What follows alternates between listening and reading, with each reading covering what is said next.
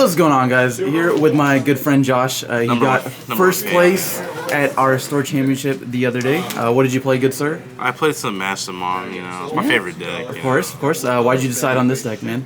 I just really like Digimon. I thought the deck was really good. Alright, so let's go ahead and get into the profile. Let us know your tech choices and all that sort of stuff. Okay.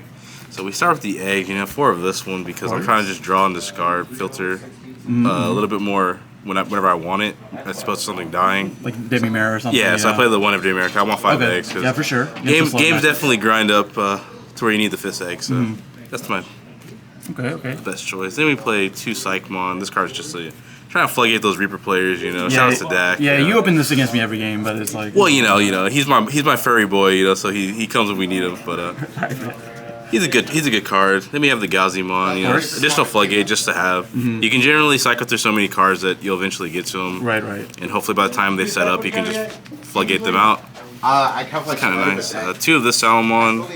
This card's good to add cards. I didn't even realize you could add option cards with it until later. It's a 2-color card. Yeah, it's 2-color card, not 2-color Digimon. But so you can search your Hell side through your Chaos Egg. So it came up a few times. I like this one a lot. Yep. And then 2 Salamons in case you need the end of turn evolve off of a rookie. Okay. It'll just let you set up in the back while having got them on the front to have two options in case they can't remove both of them. And I don't really like to have too many rookies because then you have them in security, and then you don't really have like good cards in security. So it's just 7? Yeah, you don't really need a rookie turn 1 to win a lot of the time. It's like whatever. Fair enough. So you'll eventually get to them.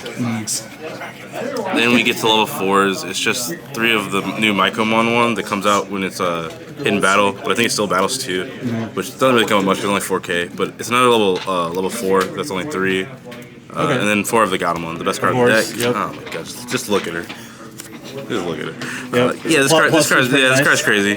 Plus 2 is kind of nice. The end of turn is pretty broken. It's just nice to have. For sure.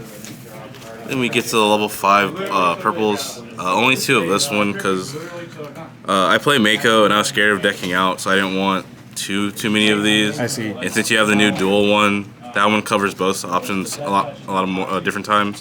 So it's like whatever. I still wanted this one just for the 6K one that could come out with Hellside. Off of Hellside. Or for the effects. Yeah, of course the retaliation is good. I wanted to just have it. The retaliation would came up a few times against like Magna Armor. So I felt this one was good. Only 1 Lucamon because I'm poor and I only have 1 Lucamon. But when you need it, it comes. We eventually get there. You cycle so much in this deck, you'll eventually get there. And if it's ever in your security, it's just already in security. You put something back, it's like, oh, it's just there. But 1 is like, I would play 2, but I just don't have another one. Then we have our Alt-Art Magnum. Oh, okay. And the regular Magnum. Regular Magnum because I'm poor. But this card is just really broken. Of course. 3 is fine though. I have enough yellow level 5s. Because I think that you also need more than 1 of this one. Because the security minus is very relevant when they're stringing with like Reaper. So you have an actual opposite just Chaos Retrogrades. If you size and bring this back, you just have one in your grave just in case. Right. So you can play around that a little bit more. Then you also have the security attack +1, which comes up a lot, especially with some of the other stuff. There's a few times where I could have had 2 of these under the Ordinmon, and it's just like, okay, we're getting there.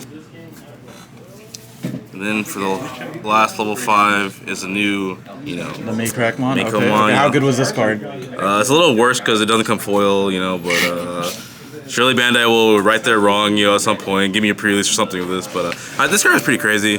Against Dak playing D-Reaper, I've been able to just actually pop the D-Reaper so I can deck 3 of them, and I popped the Starmon. So it was like, it's a good way to have board clear against stuff, being able to pop a bunch of rookies. So it's really good against Armor Vmon decks too. And it's just like a dual color evolve, so you can stack it however you want with the DNA. Yep. And then the recovery or the memory gain is also really good.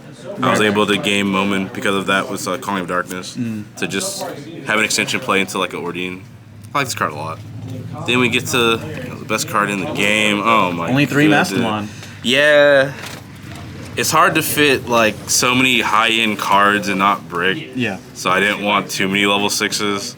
There's a few times where I just didn't see a Mastemon. It's like, well, maybe having the force would have mattered, but there's also times when you just see too many high levels, so it's like, I just cut it down to 3. You don't really need a resolve 4, and you do see like the mirror of your deck. A lot of times you'll cycle through your deck, and you'll, like the card you bond at the beginning, you'll see it again, but it's like, 3 was just fine. Okay, fair enough. Then we get to Regulimon. Okay. Also, Poverty Check only had one altar. Of course, man. But I like this card a lot. It's a way to come back with Sardine, where you just give them the full memory, you try to wipe whatever they have and like recover, and then you get some Flame Hellsize or bombs in there, and you'll be fine. It's a little awkward because it's like you do have to hard play it. Sometimes you evolve and then just end of turn still comes up. If you have like a Mastemon that sticks and you have like a level 5, you can evolve and still like end of turn Ordine. Yeah. So it's like still a really good card, but it's just like a little awkward. Okay. But I do like the card a lot. It's also like a little weird against like the stay and raising like try to OTKU decks. But generally since you recover so much, you have like Chaos Retrograde. You're kind of like okay about that, and like hopefully it will come up.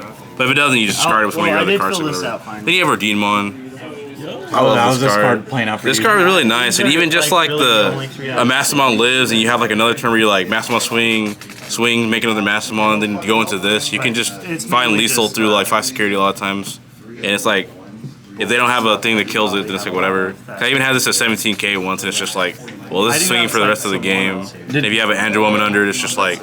Did it ever come up where like it died and you brought it back off the on deletion effect? However, this no, because like most of the times it'd be like they'd have like a Megadeth or something, so it's like that's the one thing about this. It's like cards like that. It's just kind of like they'll Chaos Retrograde it or they'll like Megadeth it or de-Digivolve it. But it's like you're fine if they de-Digivolve it for the most part. Yeah. But yeah, that effect didn't come up too often. But like just this being a free extender to attack with, that's like big enough. Because your Mastermon is generally living, so it's like it was pretty useful. Okay. I didn't brick on it too many times either. We still play the 2 Zords. Shout out to Moan for swinging once, hitting Zord immediately, and getting punished for it. Yeah. But this card's still like whatever. The deletion effect and all that is still really good. But it's like sometimes you're like, do I want to go into this and not be able to go into Ordine But I think this card's still worth playing. It's still really good to be able to just kill Tamers. Yeah. Cool boys and stuff. And and then sometimes they get sacked. So you love to see it. 3 of this one. I play this over TK because there's just a lot of purple, and I'm too scared of like. Same thing with like Maiko. I'm too scared of them like be like, oh, you're in a good position. And they hit one of those, and then you're just like, oh, I deck out now because of Maiko, or they hit a TK and you just take another attack. There's not anything that you need that you're not likely to like be able to see because of the ratios. Right. So it's like you're not really scared of anything getting stuck in security as much. You'd rather just have like the. Yeah, I'd rather just have the guaranteed, like, okay, it's a memory setter. And the recovery play also comes up a lot. Because sometimes, you have 2 of these reinforced memory boosts, and you choke them out, Of course. So it happens. Yeah. 2 games in a row, sure. Yeah, 2 games in a row. But Maiko, this card is really, really good. It's also really good if they, like, first turn Davis or, like, Memory Tamer or whatever, and they put you to the 4. Okay, you play this, play Gato, and you get the free memory. And you can get started there. It's just, like, a really good consistency card. And it comes up to be able to, like, my Mako comes out of security, or they hit a Flame Hellsize, bring something back, and just like limit their turn by tapping them. Being all turns is like really crazy on that. It's very good compared to Kari in that regard. So I really like this card a lot. Then we get to the oh my goodness, you better not hit these in security. We got the Chaos Retrograde. Shout outs to Kingsley and his Alpha Mon deck where I Chaos Retrograde him 3 times. I wasn't letting him play nothing. I wasn't letting him swing on me. Did you say 3 times? Yeah, 3 Accurate? times. I had the Force one in hand, but I didn't want to do it to him. Both games? I didn't want to BM him. Yeah. This card is just broken. I love this card. So being able to get around like deletion effect, it gets around everything. Like so the this card X stuff. Like you gotta play for it. This card's just so crazy. You want to see it in security sometime. For sure. Same thing with Flame Hellsize. This card is broken. Flame Hellsize card magnet to Flame Hellsize. Hey sir, can you please sign my Flame Hellsize? I'm your big fan. Yeah.